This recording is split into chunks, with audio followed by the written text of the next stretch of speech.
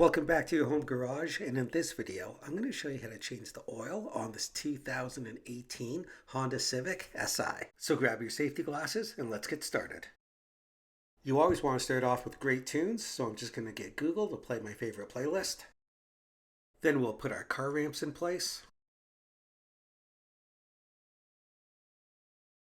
Now just drive up nice and slow. And if you've never done this before, make sure you have a spotter. Otherwise, for that, just take it easy on the throttle, and when you hit the top, just stop.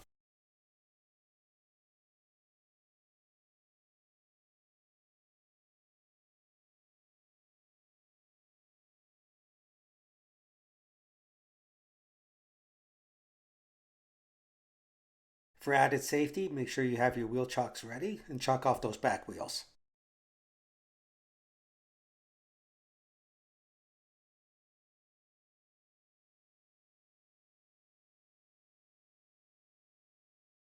Now, every time I work under the vehicles, I always take one of my tarps and just spread it under the vehicle. And what it just helps with is just some of those accidental spills. And when you crawl under your vehicle, you're going to notice this undercarriage shield that you're going to have to remove in order to get to the drain plug. So first start by removing the two center bolts that are located towards the front of the vehicle.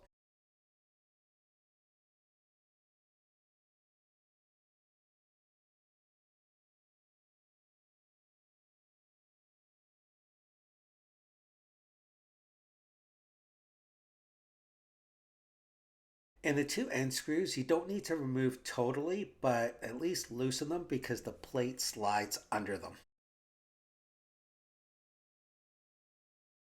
Now you'll have to loosen each one of the remaining plastic clips. So with your flathead screwdriver, just give it about a quarter turn and you should feel it and hear it dislodge.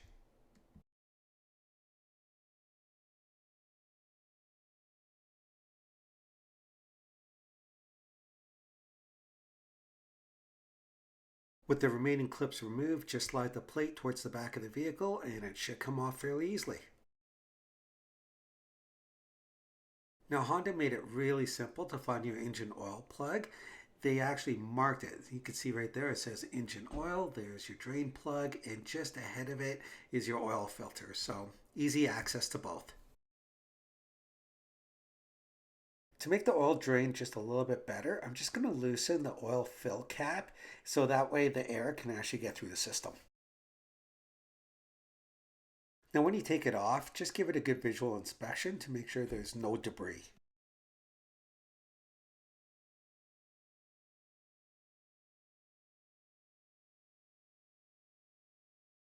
Now start to remove the oil drain plug.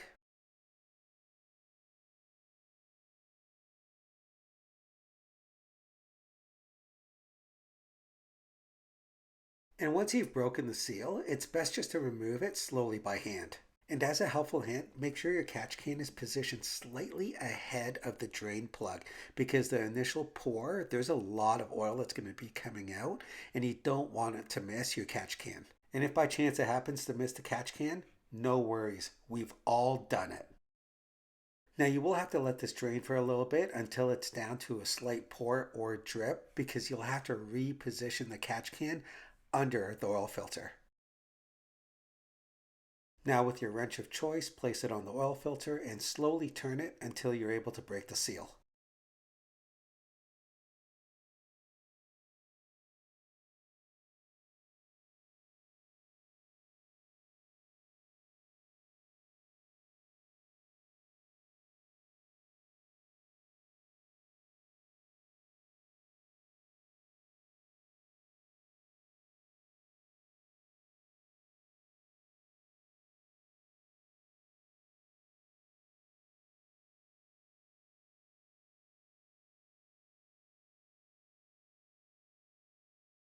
And similar to the oil drain plug, just do the rest of it by hand for better control.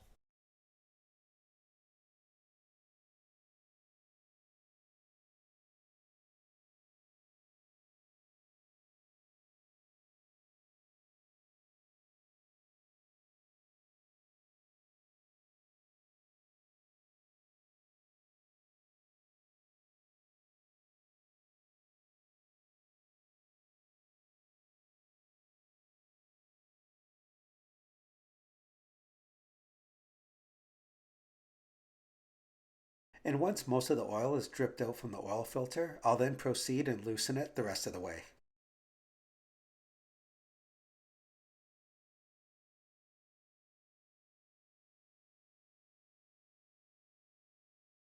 For now, I'll just let the remaining oil drip into the catch can as I prepare the oil filter and then come back and clean out this housing.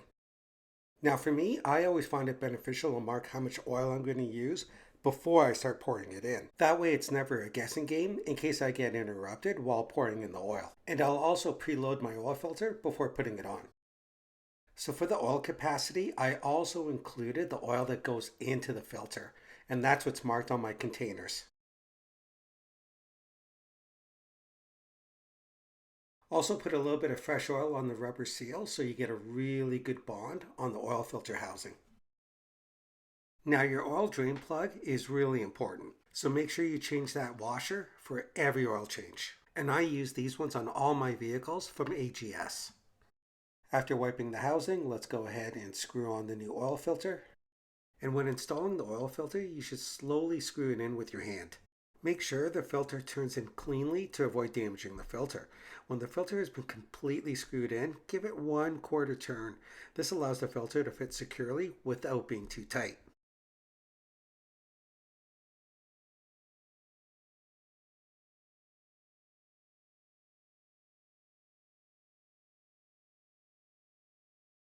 And similar to the oil filter, ensure that you wipe the excess oil off the oil pan. Install your new drain plug and hand tighten to start.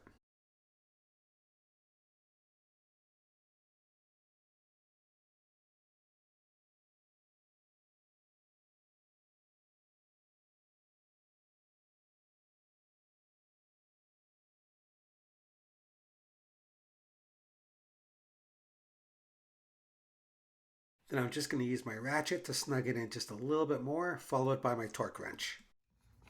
And with the torque wrench, I'll get the proper spec of 30 foot-pounds.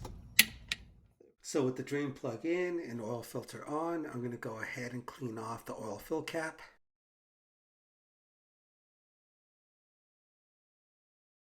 And because I've already measured and marked how much oil I need on the containers, I could just go ahead and fill it. Then put your clean cap back on.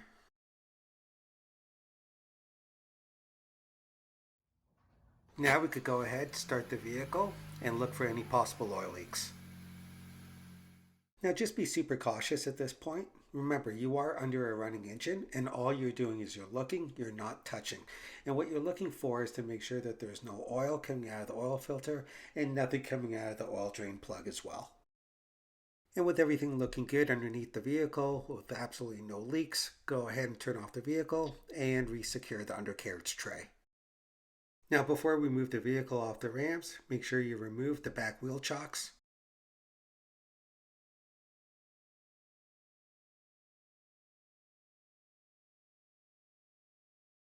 Then slowly back your vehicle off the ramp. That way your front end doesn't hit the top of the ramp.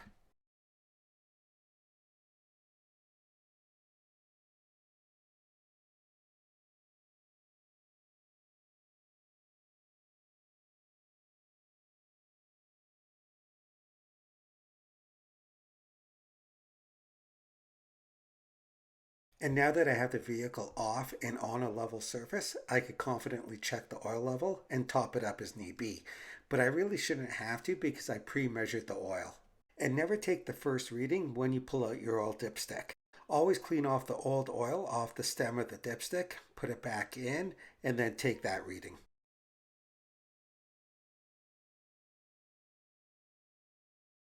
And sometimes it's really hard to see the new oil level on the dipstick, but keep repeating this process until you're comfortable. But for me, it's just below the top dot, so it's perfect.